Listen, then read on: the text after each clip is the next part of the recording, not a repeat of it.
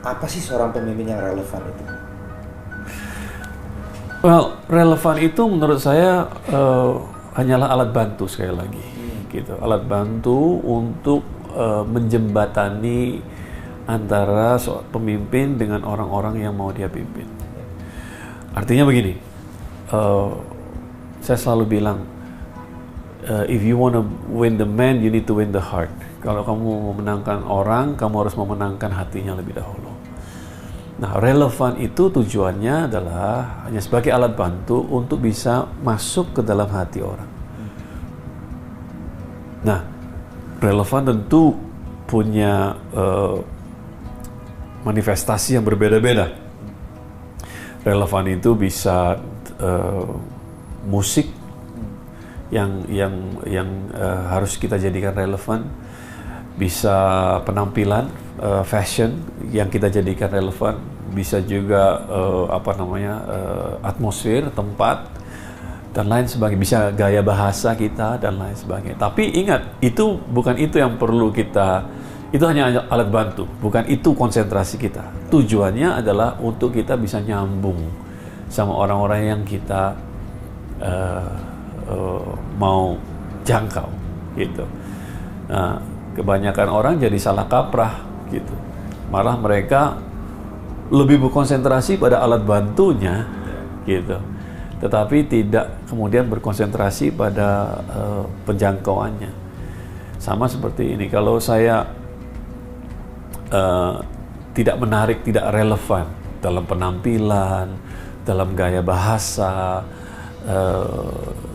atau dalam musik yang kita gunakan, maka siapapun yang akan kita pimpin atau siapapun yang mendengarkan kita, belum apa-apa udah tutup telinga dulu sama kita. Mungkin dia hadir di situ, tetapi telinganya udah tertutup gitu.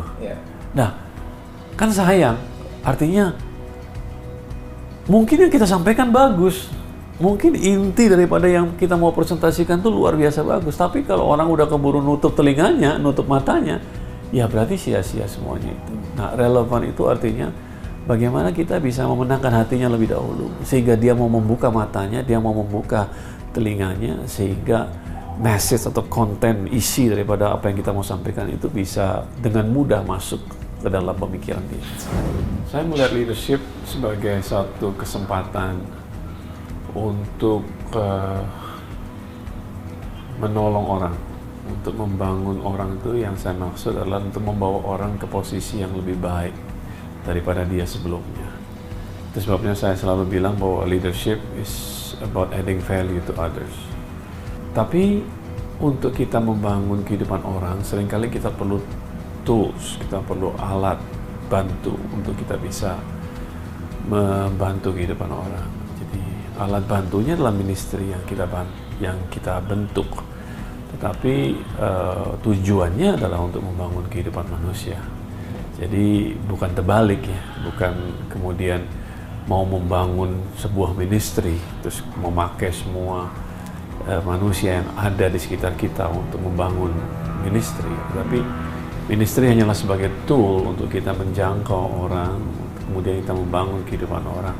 Tujuannya adalah supaya orang itu hidupnya jauh lebih baik daripada sebelumnya. Kita harus selalu ingat bahwa leadership adalah tentang servanthood. Leadership, jadi seorang pemimpin itu sebetulnya sama jadi seorang pelayan. Gitu. Tujuan kita adalah untuk melayani. Apa sih melayani? Itu adalah membuat kehidupan orang lain jadi jauh lebih baik, jauh lebih mudah. Gitu. Itu adalah arti sebenarnya sebetulnya daripada leadership. Kita diberikan kekuasaan, kita diberikan posisi, kita diberikan authority untuk kemudian kita bisa menolong orang lain. So jadi leader bukan berbeda dengan jadi seorang bos. Gitu. Leadership adalah tentang servanthood, dan menurut saya itulah kunci yang harus selalu diingat buat semua para leaders, bahwa mereka sebetulnya adalah pelayan. Gitu. Tapi menjadi pelayan tidak menyebabkan dia kehilangan posisinya sebagai leaders. Gitu. Pada saat ministry mulai berkembang, yang kita layani jadi jauh lebih banyak mungkin, atau kesibukan kita bertambah dan lain sebagainya. Tanggung jawab kita juga lebih bertambah.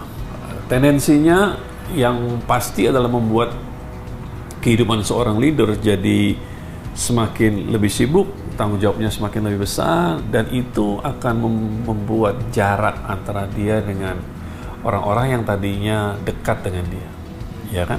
Yang tadinya approachable, gampang untuk didekati, gampang untuk bikin janji sama dia, karena pada saat awalnya mungkin dia masih nggak punya banyak tanggung jawab, nggak punya banyak kesibukan. Sekarang mendadak mesti pakai sekretaris, melalui sekretarisnya dan lain sebagainya. Tapi selalu ingat bahwa itu semua cuman tools untuk memudahkan kita melakukan pekerjaan yang kita lakukan. Nah, tapi kalau kemudian seseorang lupa akan tugasnya, lupa akan intisari daripada leadership tersebut, disitulah dia bisa pindah dari leader jadi seorang bos. Juga mungkin karena karakter seseorang, karena mulai merasakan nikmatnya punya alat bantu di sekitar dia yang semakin lama semakin canggih. Mau sekarang punya asisten pribadi, atau mungkin punya sekretaris, atau mungkin punya kantor sendiri dan lain sebagainya. Jadi kalau itu yang kemudian jadi lebih titik beratnya, lebih ke arah situ, ya orang kemudian akan segera keluar dari jalur, ya, keluar dari rail yang seharusnya dia berada. Nah, untuk jadi servant leader itu kan perlu seorang pribadi yang secure. Of course. Biasa justru kalau insecure dia mulai mengandalkan hal yang lain di sekeliling dia. Bagaimana menjaga that sense of security dari seorang pemimpin? Ya, kita harus ingat bahwa the joy of leadership atau keberhasilan atau kebahagiaan seorang leader seharusnya bukan pada saat dia jadi fokus atensi. Kebahagiaan seorang leader adalah pada saat dia menghasilkan anak buah atau pengikut-pengikutnya atau orang-orang yang dia pimpin itu jadi orang-orang yang berhasil, bahkan lebih daripada dia. Nah, itulah the mark of a great leader. Menurut saya itu merupakan satu tanda daripada kepemimpinan yang berhasil. Nah, kalau kita mengerti bahwa itulah tujuan kita jadi seorang leader, maka itu akan memberikan sense of security bahwa saya ini nggak bersaing dengan orang-orang yang saya pimpin, atau dengan staff saya, atau dengan orang-orang yang saya bina, karena kita punya panggilan masing-masing, atau kita punya jalur masing-masing. Artinya kita ada di generasi yang berbeda, kita ada di musim yang berbeda. Dan tentu yang setelah kita harus jauh lebih baik. Sama seperti semua barang-barang yang ada di sekitar kita yang kita pakai. Komputer yang kita pakai dulu sama komputer yang kita pakai sekarang jauh lebih baik yang sekarang daripada yang dulu, ya kan? Jadi setiap generasi harus melahirkan yang lebih baik gitu, bukan yang lebih buruk. Nah, itulah inti daripada kepemimpinan. Nah, jangan sampai kalau ide ini nggak kita dapatkan, maka seorang pemimpin berpikir bahwa kepemimpinan itu adalah tentang dia, gitu. Semuanya harus serve dia, semuanya harus melayani dia. Nah, kalau gitu bagaimana dia bisa melahirkan yang lebih baik lagi daripada dia? Itu menurut saya sangat kritikal dalam segi leadership.